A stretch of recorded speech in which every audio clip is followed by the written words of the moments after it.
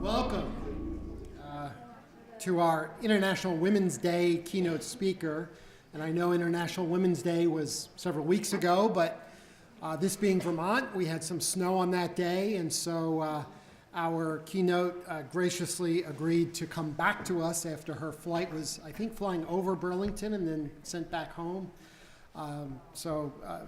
Really appreciate Ritu Sharma making the trip again to Burlington. Linda's here because of her strong relationship with Linda Tarr-Whalen, who will be introducing her.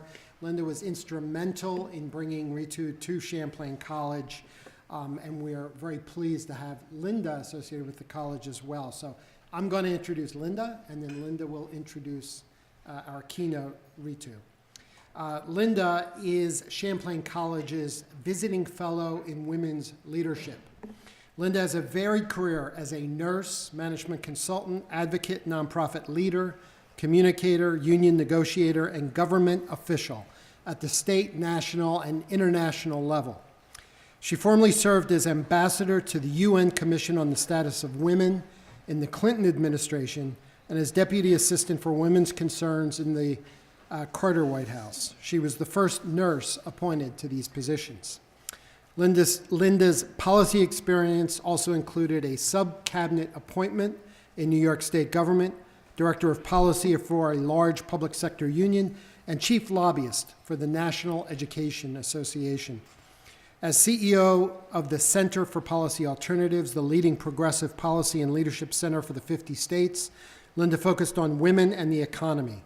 She and her husband created a successful international management consultancy that worked with leaders of foundations, nonprofits, and international organizations. Linda is a co-founder of the Coalition of Labor Union Women, the Center for Women in Government at SUNY Albany, and Quantum Leaps, Inc. Ladies' Home Journal named her as one of the 50 most powerful women in Washington. Linda began her career as a nurse and holds a BSN from Johns Hopkins, an MS from the University of Maryland, and honorary PhDs from Chatham University in Pittsburgh and Plymouth State University in New Hampshire. She is a fellow of the American Academy of Nursing. Linda and her husband, Keith, who have 2 adult children and 4 grandchildren, live in Burlington, Vermont. And finally, I am honored to call Linda a true friend. It was in part because Linda took the time when I arrived at Champlain to make an appointment and introduce herself to me. And she told me in that meeting that Champlain College needed to do more for women. And as a result of that meeting, and many other factors, but I pushed for and we successfully established the Women's and Gender Center here on campus. So in addition to her international impact, Linda has made a profound difference here at Champlain College. Please join me in welcoming Linda Tarr-Whalen.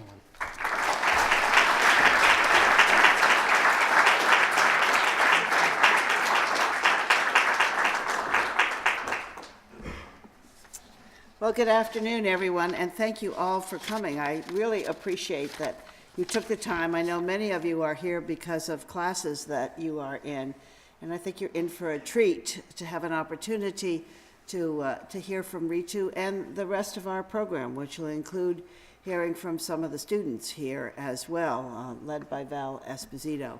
So thank you for coming, and thank all of the sponsors who helped put this together. Don, I remember that day when we got together, and I'm so pleased to get to hang out in the Women and Gender Center with the Women's Leadership Seminar, which Val and Laurel Bongiorno and I are working on, and I see some of our students here, which is always good. So what is International Women's Day? Why is it worthwhile celebrating? I just thought I'd take a minute or two to talk about that before I introduce Ritu.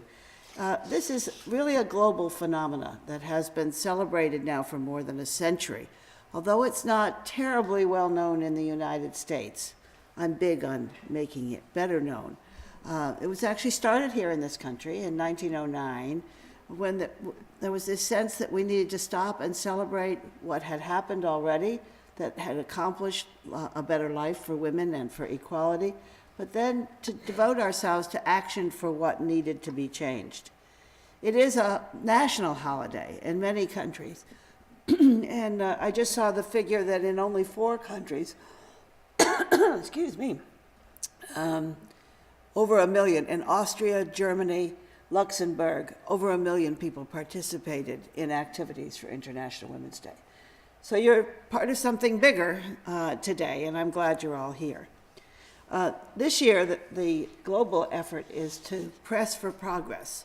Those of you who want to use the hashtag, you can find out what people are doing, how to think, act, and take a role yourself in making our society better for women and men. The United States has a long way to go. We are well behind on gender equality, well behind on closing the gender gap between men and women, particularly in politics, which is a big thing, and in healthcare, surprisingly enough. We are 49th out of 140 countries that the World Economic Forum looks at. So we can use everyone being involved. It's not just about what can you do somewhere else, it's what can you do here at home. So I'm really honored to be able to introduce Ritu. We've been friends and colleagues for 20 years. She started a wonderful organization called Women Thrive Worldwide, now called the Women Thrive Alliance, 20 years ago. And we had offices in the same building.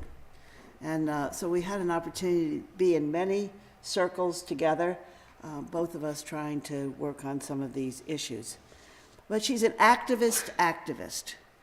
Her role in life, and she will talk about it a lot, has been to work with people absolutely at the grassroots level. Some of us had an opportunity to have lunch with her, and she talked about that she worked with village women in countries around the world.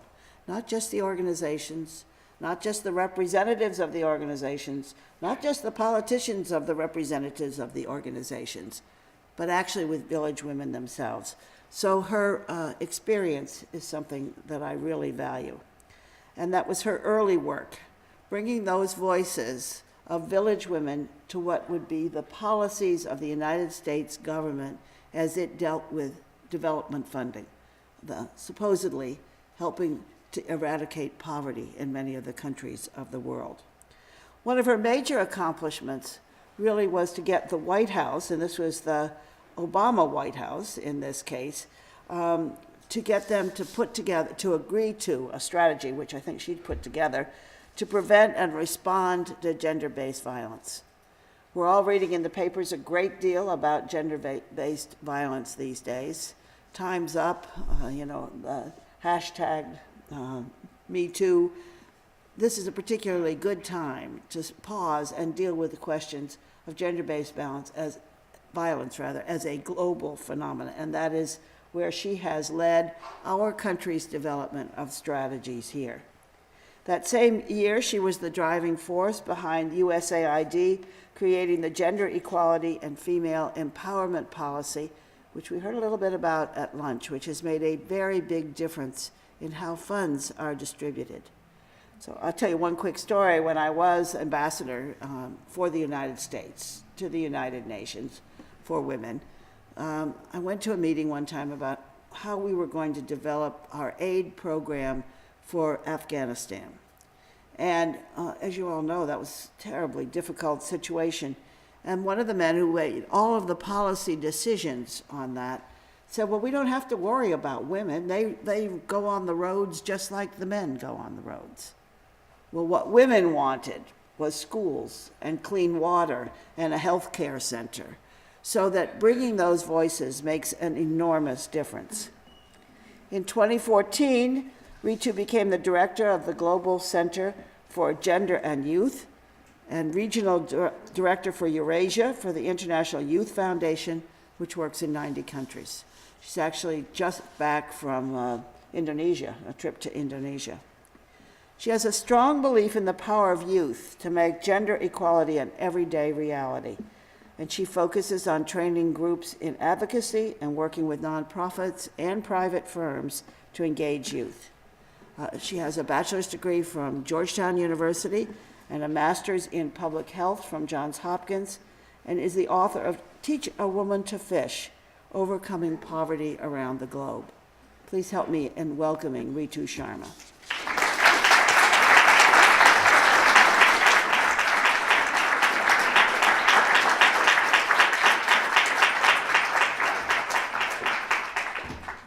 Thank you so much. So nice to see all of you. And there's so many guys here. I can't tell you how excited I am because, you know, in Washington these days, you put like gender or women in the title of anything and like the middle-aged men like scatter. So, so for all you guys that are here, 10,000 points for each and every one of you. You can figure out what to do with those points later. So I want to thank Linda for a really lovely, gracious introduction. It's coming to Vermont. I've never been to Vermont before. This is my first time in the state and in the city. And I will absolutely come back because I want to see it in the summer. I'd like to see the mountains. So I'll definitely be back, and maybe we can do something again at that time. But it's so lovely to see Linda again and her husband, Keith. I really don't know how long it's been. But just what an incredible treat. So thank you for having me and welcoming me here. So I wanted to talk to you a little bit about women's leadership and leadership in general, really, and what it is and what it isn't. You know, when I was your age in college, I thought leadership was like this big starry thing, right? You stand at this podium, you make a speech, you sign the checks, you know, you get to do the schmoozing with the high-level donors, you get to be in the press. Like, that was my conception of what leadership is. And to be totally honest with you, I was like, ooh, I want some of that. I would like that. So I was kind of wanted to do that, thought that was really great. And so when I had the opportunity through a series of serendipitous events to create this little organization called Women Thrive, I really jumped at the chance to do that. I was about 27 at the time, and it was perfect because it really wasn't a thing. I got to create with it what I wanted, but it was also right-sized for me, right? I wasn't taking over something that was already established where there was a big risk. This little thing was just me. I could take small risks, and I really had the gift of growing my leadership and developing it as the organization grew and developed. And that is such a precious gift that I feel incredibly grateful for. But I also learned a lot of things about what leadership is not, and all of that glamorous stuff is actually not what leadership is at all. If you do all that stuff and even do it well, but you don't really do the hard work that nobody sees, your leadership isn't going to last very long. People are not going to follow you. They're not going to like you. They're not going to know what you stand for. They're not going to be able to depend on you. And leaders like that just don't last very well. So I'm going to share with you today 3 things that I learned about leadership, particularly from the women in villages around the world who live on less than $2 a day.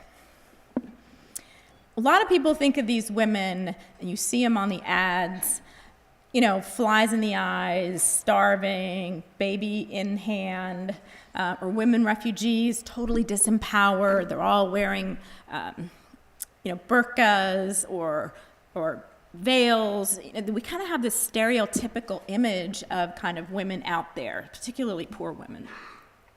And that's not at all the truth.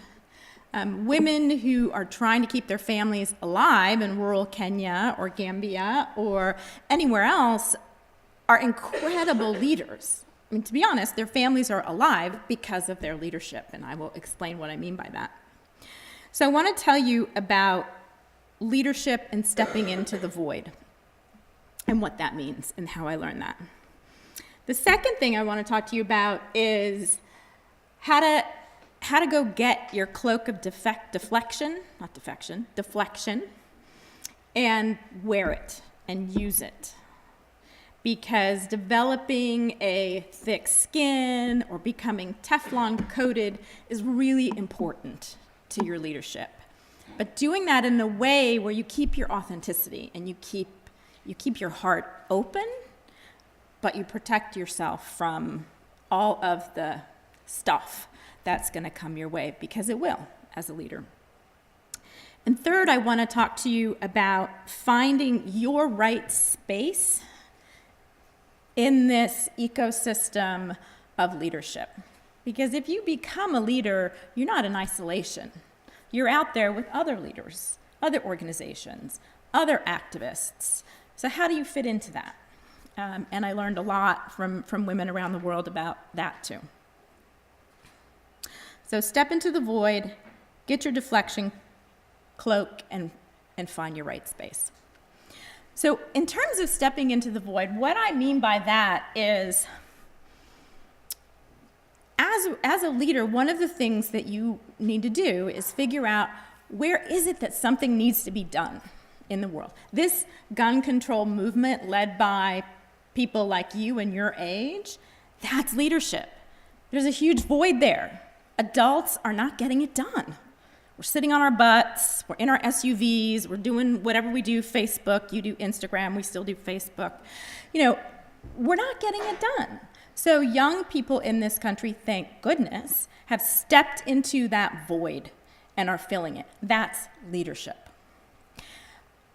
I'm going to tell you a story about a friend, Miriam, who's a subsistence farmer in Burkina Faso, and she's one of the people that you would read a lot about in my book.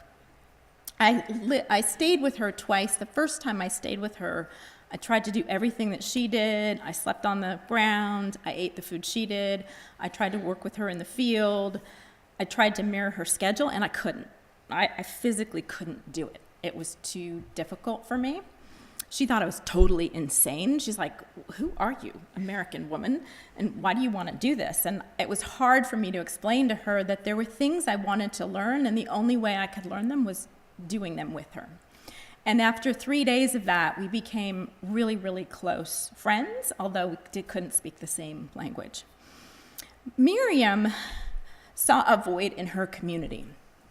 And what she noticed was that a lot of women didn't want to come out of their huts.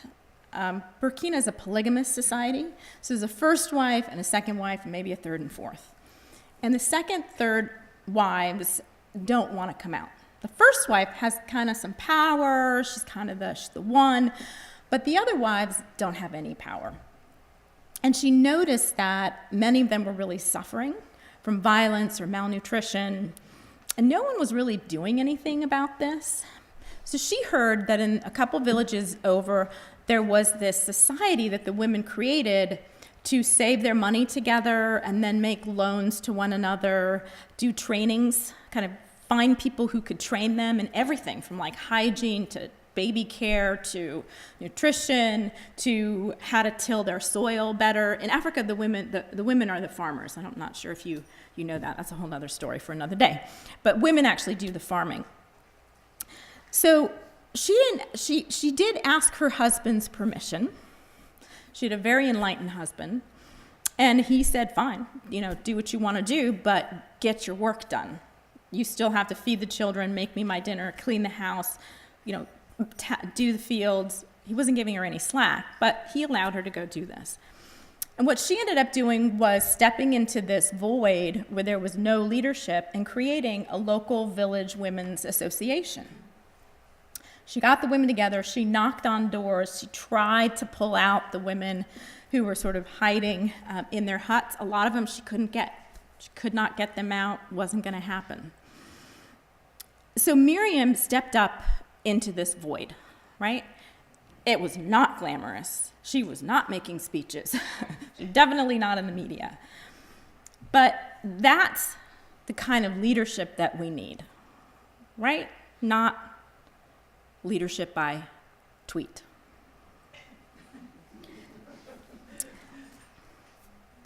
Just in theory. So the second thing is, how do you develop this cloak of deflection, right? It's not, I wish you could go out and buy one, I totally would have, But it's kind of this thing that you start to put together yourself with this thread of experience and that thread of experience, and you start knitting it, and it gets stronger and it gets bigger. And by the time you're 45, you really don't care what anybody else thinks. But when you're a new leader and you're 28, it's really hard not to take it personally. Really hard. That's a skill I want you to learn early.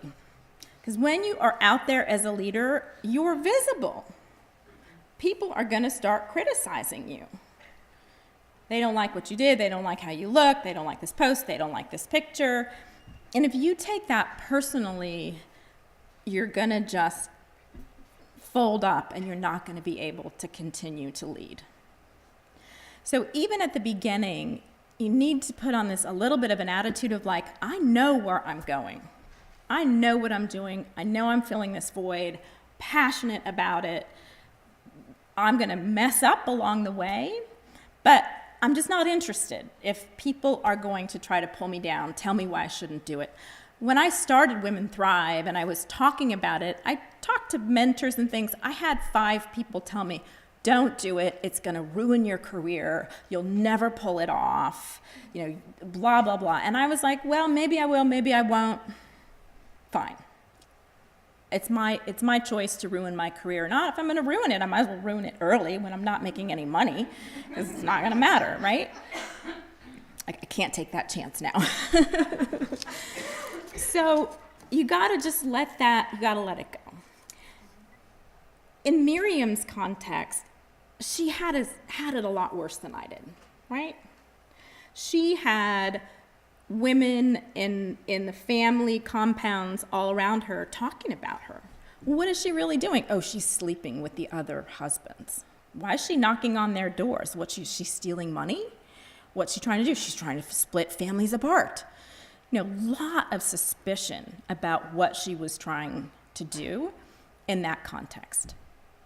People stole her animals. She had one of her goats killed. That's serious stuff. We just have to kind of worry about our feelings. Miriam had to worry about her safety, her kids' safety, but she did it anyway. This woman has a seriously strong cloak on. And thank God she didn't give up. Thank God she didn't give up. But let's also, we need our cloak, but let's also keep this in proportion to what other people around the world have to do to punch out a leadership space for themselves. Linda and I were sort of joking about this over lunch. The women's movement is especially difficult in a lot of ways. People often say, oh, if women ran the world, there would be no war. That is so not true. If women ran the world, there would be war, but it would all be passive-aggressive. Totally. France would be like, you hurt my feelings. Italy's like, well, I don't like your hair, right? So we have a different way of leading, and we have our strengths and we have our faults too. Women can be very competitive, and so I learned early on, to not let all of that criticism hit me. One of the things that I walked into when I was in my 20s, and we were talking about the waves of feminism, first wave feminists really kind of, they didn't want to, there was not about your body, don't put it out there, don't be a sex object. Second wave feminists like me, we were like, ooh, we like being women. We're feminists too, but we're also feminists. And, I'm going to wear that tight skirt, I'm going to wear my heels, and I'm going to go to my feminist meeting. I got eaten for lunch, right? These older women were like, what? You're making yourself a sex object. You can't do that and be a feminist. So I had to learn my way around that and dress differently. And as time went on, I could reclaim more of that as I became stronger in my own space and my own beliefs. But it is a hard place to go as a young woman, and you got to be able to sort of let it roll. And then the last piece is finding your space in whatever leadership role you're stepping into, whether that's on your college campus, whether it's after college, in your new field, whether that's later on when you're going to lead a team or a corporation or something like that. You're not in a void. One of the mistakes that I made also is that I kind of came on, said, well, okay, I'm here. You know, I know what I want to do. I know how this is going to work. Whatever, like these older feminists, thanks for getting us here, but I don't really need your help. And there was one meeting that I went to, and I must have had that attitude on. I don't remember what I said, but I clearly was saying that. And one of the leaders of one of the major feminist organizations in the United States just ripped me down piece by piece. And I had a lot to think about leaving that meeting. And what I really realized is these women are pioneers. Like they've created this world that I can now step into and lead from here as opposed to here. And they deserve my respect and my admiration. And I can learn from them. And I need to tell them that, and I need to show them that. I'm not trying to challenge them. I'm not trying to take their space. I want to be part of this movement with you. I'm not here to replace you. And I started doing all kinds of different things just to signal to women that, older women, that it's okay. You know, I know my place. I know my place. You are smarter, more experienced than I am. I know this much, and a little bit of like, your place is up here and my place is down here. And being okay with that. So something to keep in mind, especially as you guys are so awesome. You have such great energy and clarity, and there's so many things you want to do, and like finally, like I thought my generation was going to be the generation to like change the world, and like we did a little bit, kind of, sort of. But your generation is really fiery, and I love that. But when you go out there, don't be surprised if people who are 10 or 20 years older than you maybe don't react well to that fire. And the best way to get around that is not to push harder and say, no, here we are, get out of the way. The way around that is to say, yeah, here we are. We got something new to bring. You guys had fax machines. Okay, we have smartphones. You know, we can add something, but we're not trying to replace your leadership. What can we learn from you? You know, what can we learn from your movements? What can we learn from your experience? We're going to take that, we're going to absorb it, we're going to make it better, and we're going to do something powerful with it. So that would be one of the best pieces of advice I can give you in terms of taking your leadership out there. So one last bonus point that I hadn't planned on, because there's so many young men here.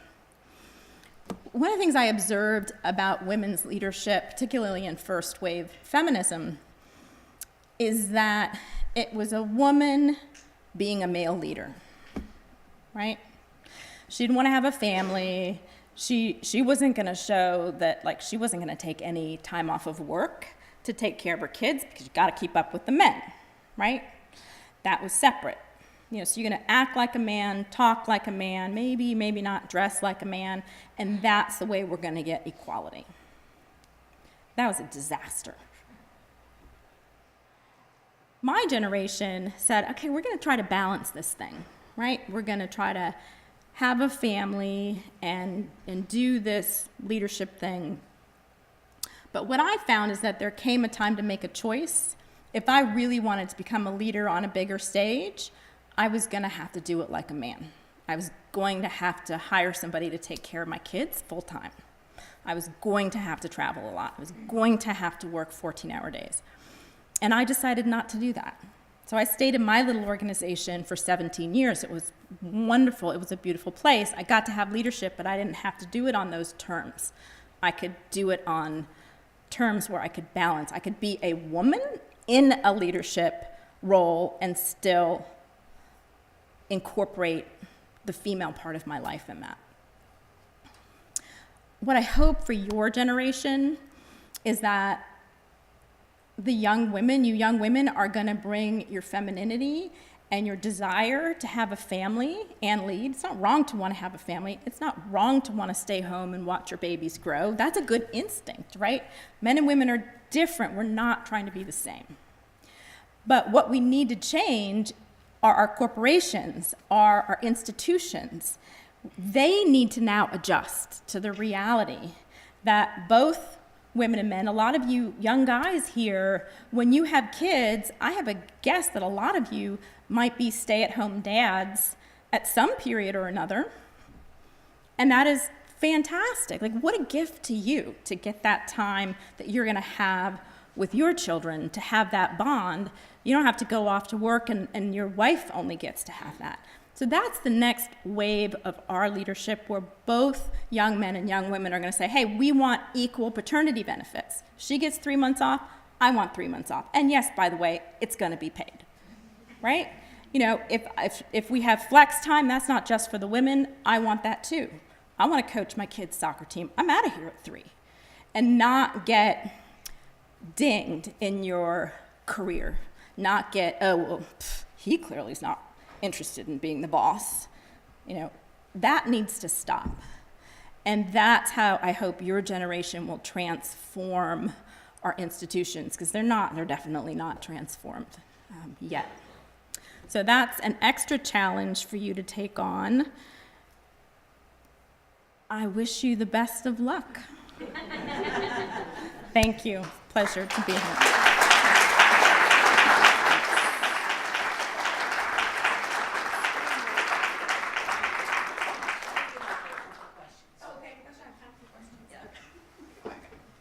Questions before our panel comes up?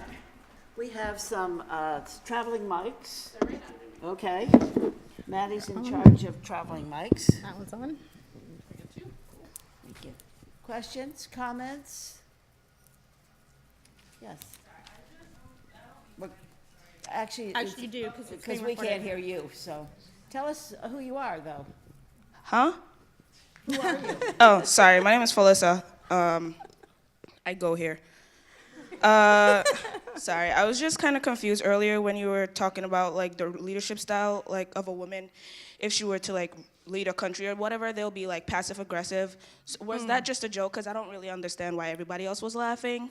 I personally think that women can be leader and they can lead with the stereotypical way of a guy leads with an iron fist. So I don't understand, or I don't agree with your comment about women being like passive aggressive leaders, because we don't all always think with our feelings. We can rule without putting our feelings there. We can care about everybody else. If you're ruling a country, we care about what people are doing to our people, kind of thing. So I don't know if you want to elaborate on that, or Yeah, no, first, thanks for calling me out on that. It's a great comment. And when I make that joke, it's a half joke, right? So partly I'm trying to get you to laugh, which I did. But the serious part of it is that you just said we women can lead also, putting our feelings aside, right? We can kind of do this, like men do, right? What I'm saying is we shouldn't do that. We should lead with our feelings part of it, right? It's a negative expression of women's feelingfulness to be passive aggressive. That's not healthy, right? But the healthy expression of that is not to give away. Look, when we're talking about going to war with another country, like we're looking at serious diplomacy issues, feelings should be in the room. They should be in the room. And that's what I'm trying, that's the underlying point that I'm trying to get across.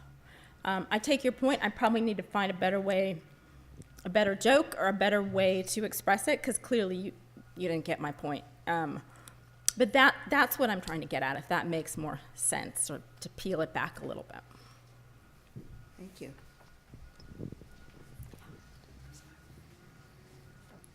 Thank you.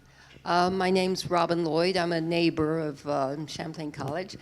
My question is, the Me Too movement really got started here, or got publicity here, or got traction in the United States, but has it continued overseas and in the countries you work with? And I know that there is the treaty, I guess it's called 1325, Security Council Resolution 1325, saying women have to have the right to be at the peace table when conflict is started to be resolved. And I think those two things are sort of connected. I'm just wondering whether there has been the same response to women's harassment overseas as much as it has been here, and what that means for the women's movement there. Yeah, why don't I answer part one, and maybe you could answer part two. So, Okay. So part one is the Me Too movement, and is that overseas, and what impact is that having? Yes, it's overseas, definitely. It's global, mostly northern though. So you see Europe and Australia climbing on it. It's still not really okay for women in a lot of developing countries to hashtag Me Too, right? We're not quite there yet, but they're watching all of this happen, right? In the US and Europe and other countries, and finally. So I think overall it's really helping. It's finally starting a dialogue, and women's groups in developing countries are paying attention. If you look at sort of what's happening in India now, they haven't quite sort of done Me Too, but they have this great thing that they're basically calling, don't keep your daughters inside, teach your sons to respect women. So they're taking their own spin on it, but really starting to put these things on the table. So I think it's had a profound impact. In terms of the link between Me Too and security, yeah, absolutely.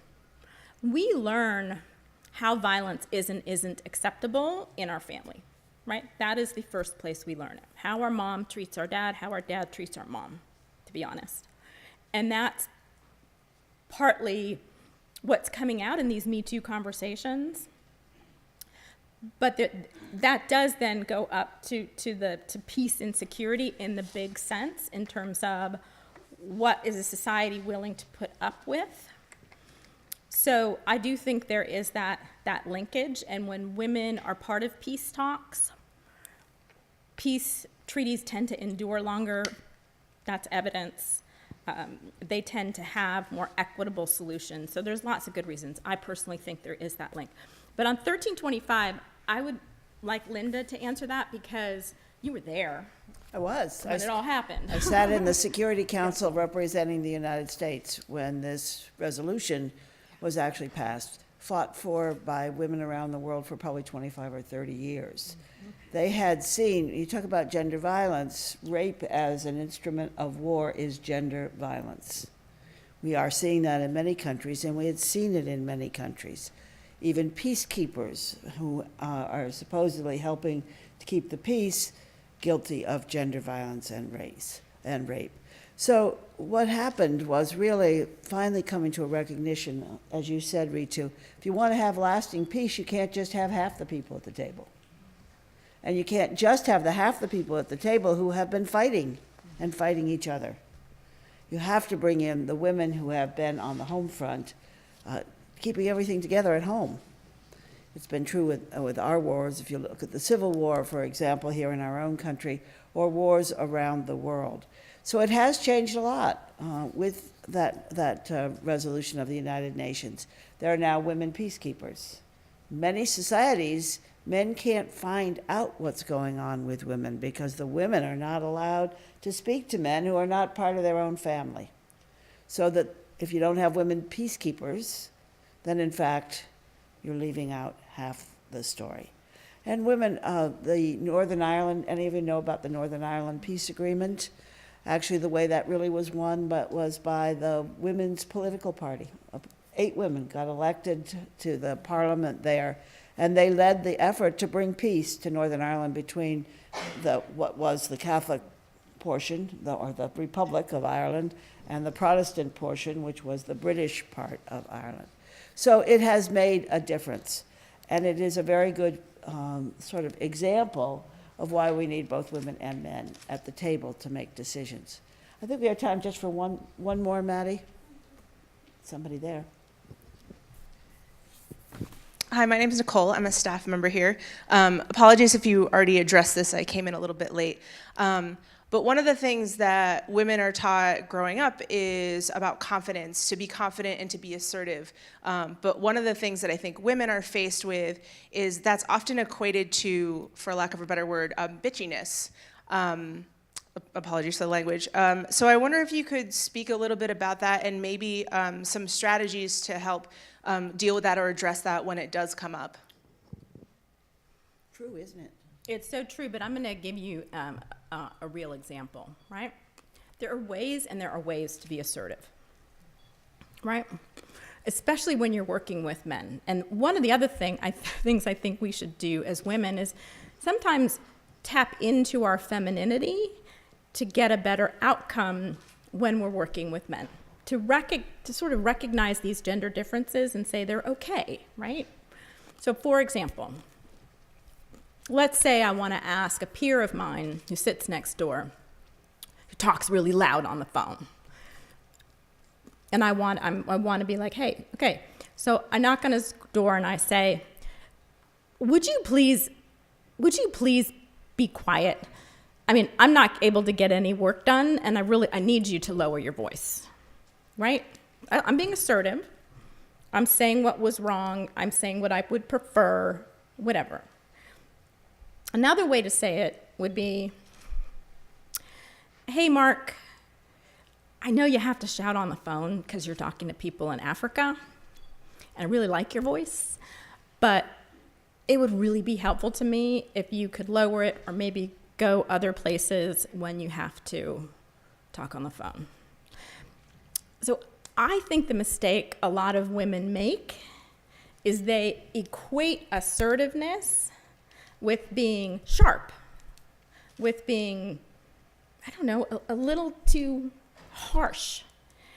And what we need to do is help give everybody more interpersonal communication tools so that we can be assertive and we can express what we need in a way that's most likely to get the best response from the other person.